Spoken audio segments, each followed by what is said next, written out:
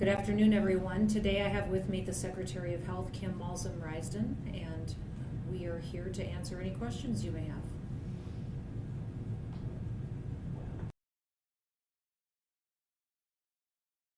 Go ahead. Just Captain Turner. Ma'am, I was wondering if either of you could, and I'm sorry, but can either of you comment, today was the first death of somebody under the age of 40 that didn't have underlying medical conditions. I mean, yes, it's bound to happen, law, statistics, all the other, but can you comment on it for me, please? Well, I think the situation is that there's still a lot about this virus we don't know, and that it is unpredictable. And so we've seen the virus change since it was first detected in China. We've seen different strains of it.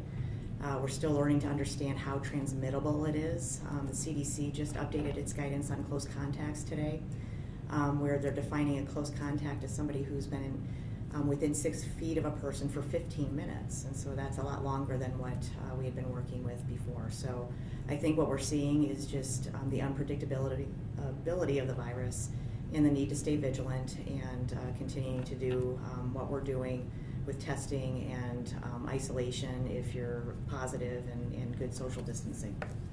As a quick follow-up on that, is I guess this is still new, but is the application going to be updated from 5 to 15, or are you guys going to run with the 5? So we will be using the updated CDC guidance, and so we've changed as that has changed. And so as we're interviewing people, we will be looking to anybody that they've been in contact with for at least 15 minutes. Bob? I'm going to go to Bob in the room, and then I'll take the question on the call.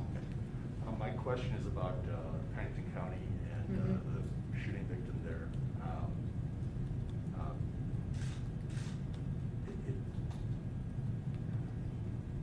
Is that person's death?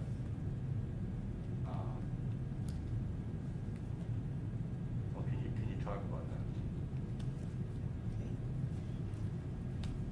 that? I can answer a question around how COVID deaths are recorded. And so if a person dies for a reason outside of COVID but still has COVID, it is not considered a COVID-related death.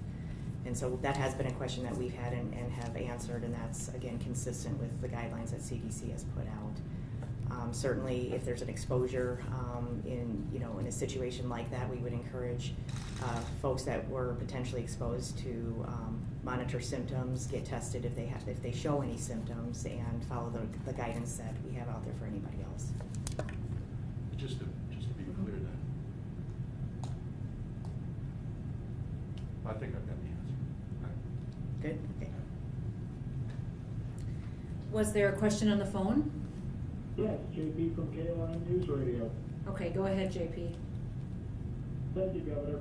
Have you received any response yet to the information that you sent to the White House, Department of Justice, Interior, and Congressional delegation involving the checkpoint issue? They have received the information and acknowledged that. That is all the communication that we've gotten so far. Thank you. Governor Megan Ratzer, News Center 1. Yes, go ahead, Megan. And you asked to order an investigation into the Cheyenne River Sioux Tribe checkpoint for your letter to the White House. Was there a similar investigation ordered into the Oglala Sioux Tribe, and did that yield any affidavits or videos that you also intend to send to the White House, DOJ, etc.? All of the tribes that are running checkpoints are a part of the investigation. Has anything been investigated or communicated with the Oglala Sioux Tribe? Yes, all tribes that are running checkpoints are a part of the investigation and will continue to be so.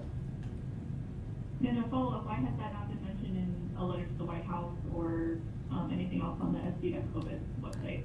It's continuing to be a part of the investigation going forward.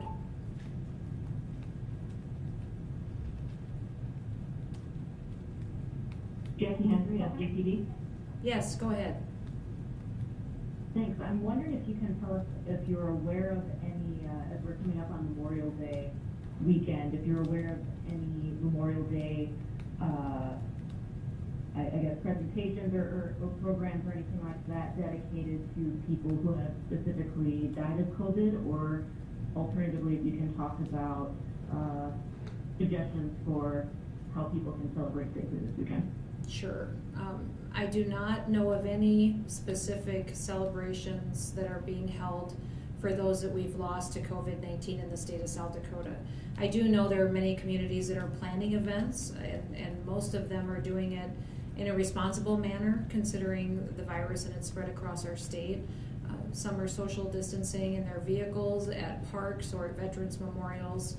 Some are limiting the amount of people that can come in, and some are live streaming them as well. So I appreciate all these communities doing what they can to protect folks, and so many times, as it is with Memorial Day, we're focusing on people that have been lost, specifically those that have been lost in defense of our country's freedoms and liberties. But I know that for me personally, and for many people that I know, they also reflect on other folks in their lives that they've lost, and share memories and times that they spent with them.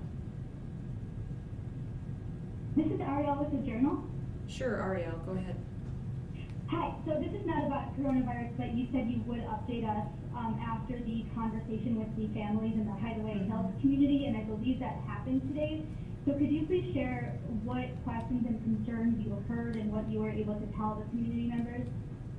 Yes, we had a great conversation with the community members in that district that are facing the challenge of having that old mine being discovered under their homes.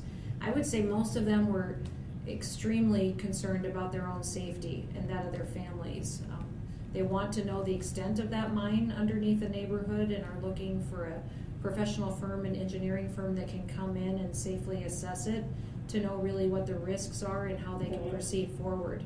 There are several families that are out of their homes, and so they're concerned about losing the value of their home and where they live, and their lives are completely in transition right now. So we conducted this call with Hunter Roberts, who's my secretary over the Department of Environment and Natural Resources. We also had Darren Berquist on the call, who is my DOT secretary, Department of Transportation. And then we also had Christy Turman there, who runs my Office of Emergency Management, and she talked through how we were helping and partnering with the county to file a FEMA request to see if this could potentially be covered by FEMA. So we've been offering our guidance to the county as they tackle this challenge in front of them, working with the community members to bring them as much help as possible. Okay, and then one follow-up.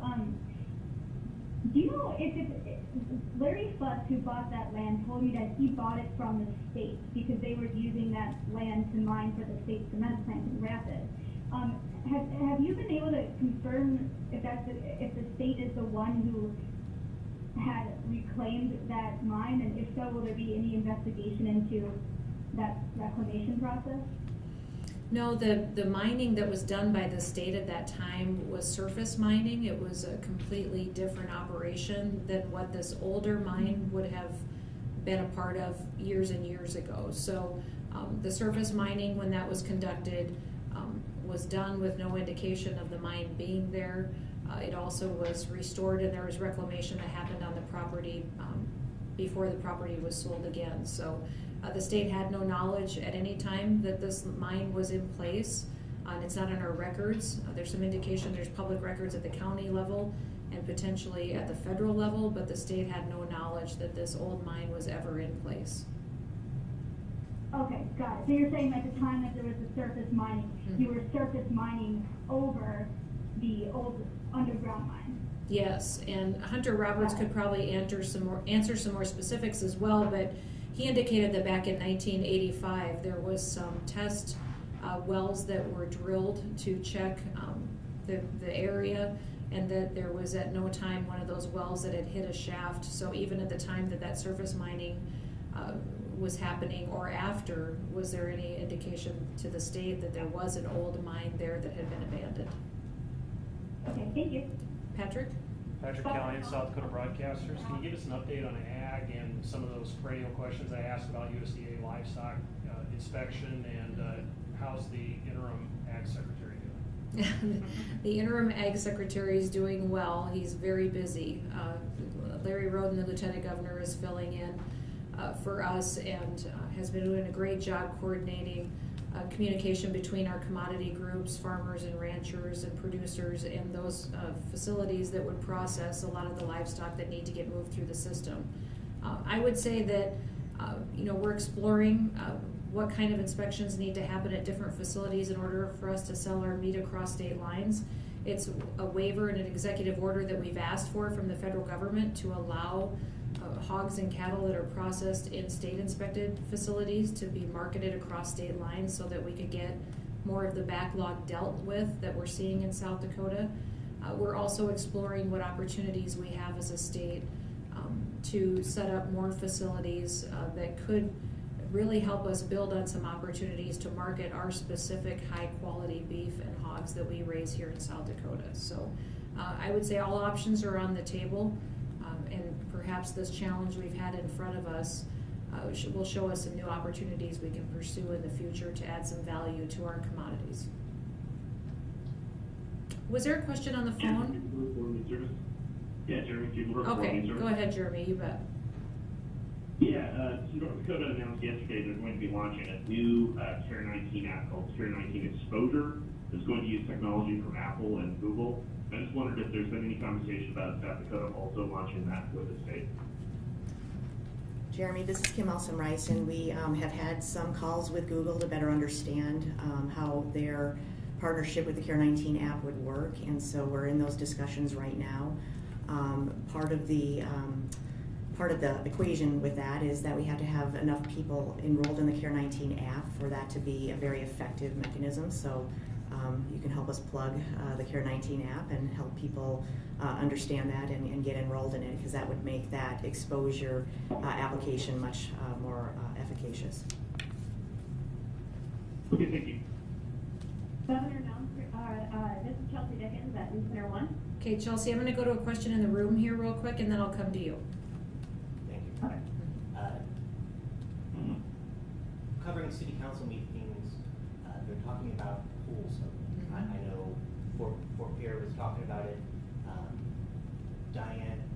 Roxanne Keeson, the finance officer, was saying that she's in a group email with 27 different finance, because they're all trying to, who's doing what, what's going on where, how are you going to handle it.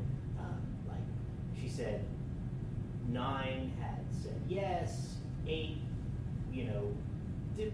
there was 6 that had said no, some undecided, so on and so, like, what guidance, like, with the one thing that I didn't hear come up at all was the topic of CPR. They're like, we've got concessions, we have to watch out for in the pool house, and then, maybe parents cannot use cash and sign up with, with a small amount of money on a tab, and like all that, but no one mentioned the one, they mentioned lifeguards, but no one talked about the one thing lifeguards might actually have to do, which is, really violate social distance. Yeah, I would encourage everybody in the community that is making a decision on what kind of activities to have and to hold and what facilities to have open, such as swimming pools, to continue to follow the CDC guidance.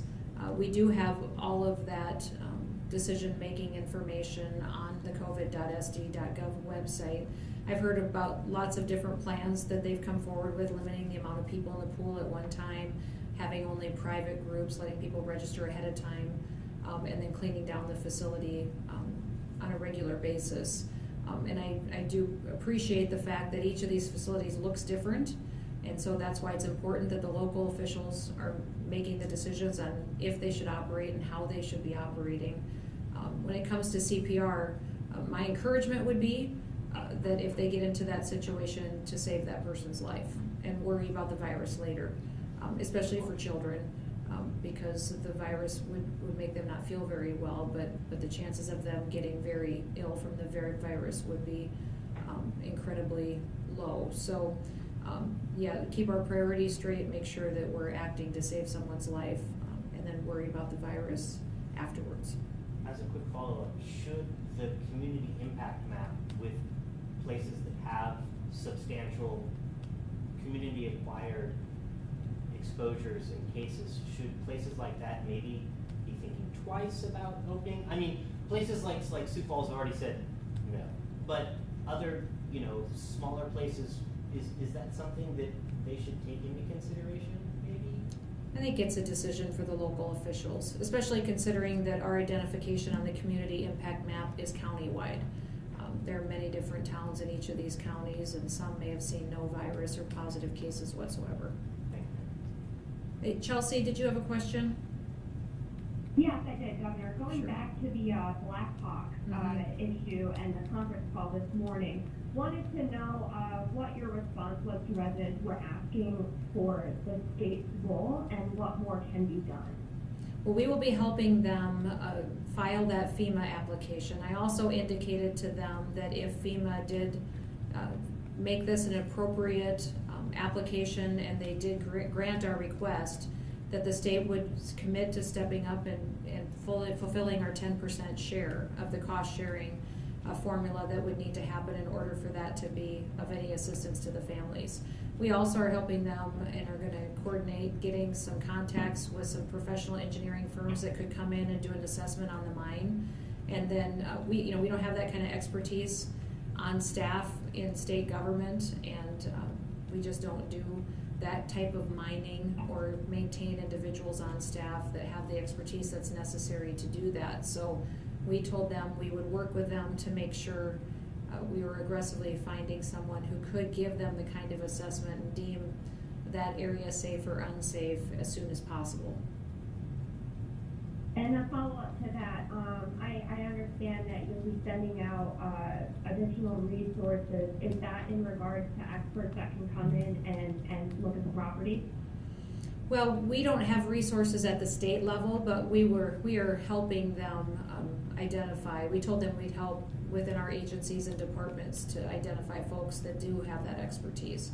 One of the things I indicated to them was that we have a grant available through South Dakota Housing that they may want to look at. It's a very small grant, but it's utilized in situations like this to help families that are going through some kind of a natural disaster. So these folks could qualify up to $2,500 to help cover costs of renting somewhere else to live for a period of time, covering utility bills, things like that. It's been utilized in the past when someone's been flooded out of their home or been hit by a tornado. Those kind of things have been covered in the past and made people eligible for this grant, and that was something that we would get that information out to these families to see if they would like to take advantage of some monetary resources that could help them through the next several months. Excellent. Thank you, Governor. You bet. Governor, this is Stephen Gross. Good morning. Yes, go ahead, Stephen. I wonder, you said that all the tribes that are running checkpoints are being investigated. Does that include the Rosebud Sioux tribe, and could you tell us other tribes that are being investigated with that? Well, I'm not going to talk about an ongoing investigation, but we are focused on checkpoints that don't fit the 3-point plan that we have proposed to the tribes. That, if you remember, I offered them a path forward on how they could still have checkpoints and what they could do to make sure that was being facilitated in a way that addressed their concerns but was also within their jurisdiction. And that plan was that there would be no tribal checkpoints on U.S. and federal highways, that they could establish checkpoints on BIA roads, and that also that they make reasonable accommodations for getting essential services through those checkpoints, such as delivery of food, energy, medical supplies, and access to private property. So all tribes have been presented that plan, and I'm hopeful they'll consider implementing those type of checkpoints if that is something that they want to do. I'm wondering with this, with an increase in checkpoints on federal and state highways, with the escalation of this to the federal level, do you regret issuing an ultimatum last Friday? No, did you look at all the documents we put on the covid.sd.gov website, Stephen? The easements? I did. Yeah. No, I don't. It's very important that we have clarity in this area to make sure that we are upholding the law and we know whose jurisdiction is in each situation that these checkpoints are. And so, no, that's why we're doing due diligence, continuing to have conversations and find workable means to address their concerns and our concerns at the same time. And remember, with every action that we take and that the tribes take, they're setting precedent. So we can't just look at this situation in a virus and a pandemic. If we allow checkpoints to shut down traffic in this situation, then we are setting precedent for that to happen far into the future in many other situations as well. With that, as far as setting precedent, I'm wondering why you decided not to take them to court and decided to elevate this to the federal level, to the White House, the BIA. Well, I would point to my record of working with the tribes. I'd love to see some conversation on that I have over a decade of partnering very well with all of our tribes in the state, that I've been an advocate to getting them better health care and fixing IHS and their inadequacies of healthcare delivery in their communities, that I've worked hard to get them infrastructure funding, get them funding for their criminal justice systems and their law enforcement, that I've worked to do outreach on their drug and meth epidemic that they see in so many of their communities, that I've been a partner in them in addressing violence and missing, murdered, and Indigenous women as well, that I have long been a partner and have many friends that live in these communities, that we work together very well on 99% of issues. There are a couple of issues that we disagree on, and that's why we've been continuing to have these conversations, is that this is something that is incredibly important to me that we have resolved, but we follow a process that will lead to some kind of an agreement that we can do together. Governor Noem, a follow-up on that comment about precedent. One of those areas of disagreement is the Keystone XL pipeline, and people have been asking me, they're saying, is this about, ultimately preventing tribes from deciding to block Keystone XL trucks and contractors from coming through? Are you worried about that? Is that part of what you're doing? Well, I would just remind everybody that this pipeline is not going to cross any tribal land or reservation areas. So that build will be happening in the coming months if things proceed the way that they are. And I've been long dedicated to making sure that it is a peaceful build and that law and order is upheld. Great, but the vehicles could pass through the reservations on the way to build things like work areas and living areas. Yes, there could be vehicles that pass through these areas. Yes, yeah, that's correct.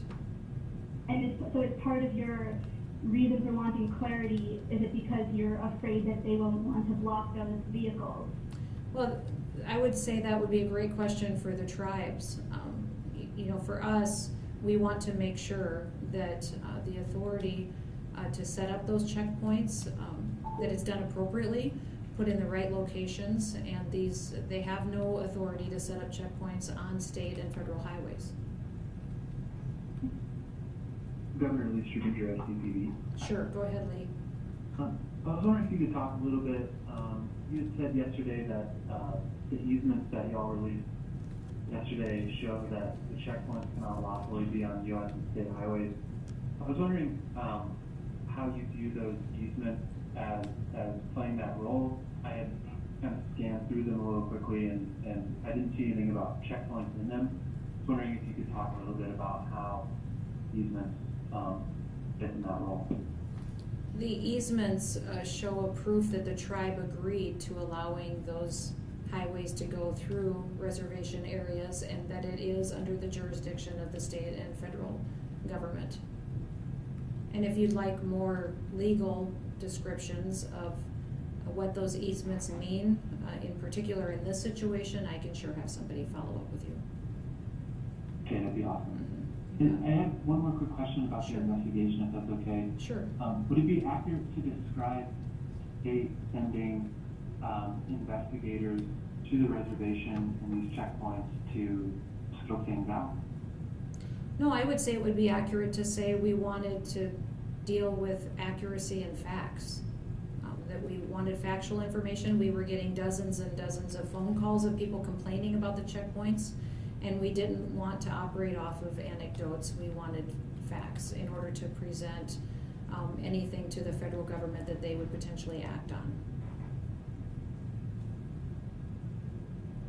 This is Lisa with the Argus Leader. Mm-hmm. Yeah, go ahead, Lisa. Yeah. wondering, you know, you list a couple of affidavits and say there's videos, and just wondering if you can describe a little bit about what's in the videos and affidavits. Is it people actually being stopped and turned around at the checkpoint? Yeah, I can't do that today. I'm not at liberty to be able to discuss that at this point. Okay. Have you had any communication with the tribe since your announcement yesterday? We have ongoing communication with the tribes. In fact, we just completed a very successful mass testing event with the Sisseton-Wahpeton tribe. Went very well. Tribal leadership there was grateful for the help of the state in partnering to make sure that their folks were tested for the virus, and so we're continuing to have those conversations with Rosebud, with Yankton, with Lower Brule, Crow Creek. Secretary Flute is in communication with them constantly. Governor Noem, this is Ariel again. Chairman Fraser told me that he would, you know, he would invite you to come observe a checkpoint with him to see how it works, and that he's open to feedback about how they could be improved. Is that something you have done, or would you be willing to go observe one of those checkpoints? Oh, I'll certainly visit with Chairman Fraser. I know he's got my cell phone number. I've got his. We'll chat about that and see what the potential is. Okay.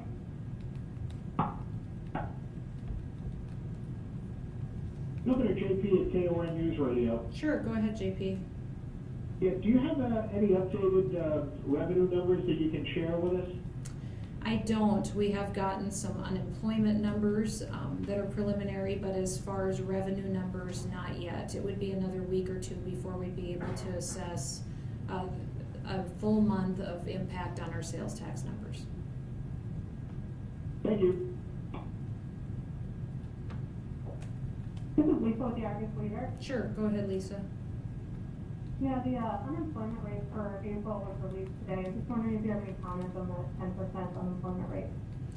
Well, again, I've used this term before, but it's historic in the very worst way. I think could be record unemployment numbers for the state of South Dakota that we've seen since the Great Depression.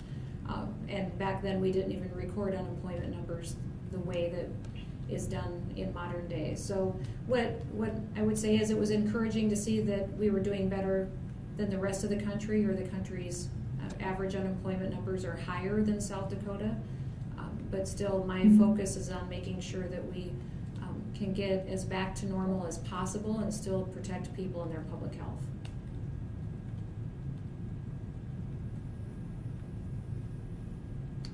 Any further questions? Okay, thanks everybody.